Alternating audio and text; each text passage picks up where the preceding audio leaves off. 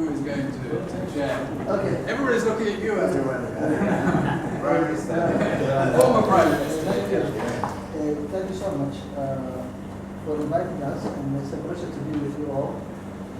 And thank you for your support for the good proposals in Puntland. We really appreciate and we are grateful, eternally grateful for your support. We also like to thank you for this big mission and steering us in the process. You really have done a marvelous job, and we congratulate you for well done. Thank you.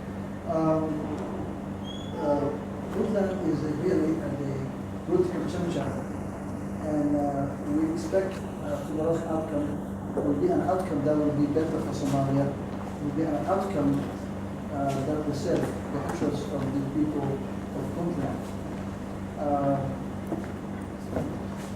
We all agree that we will support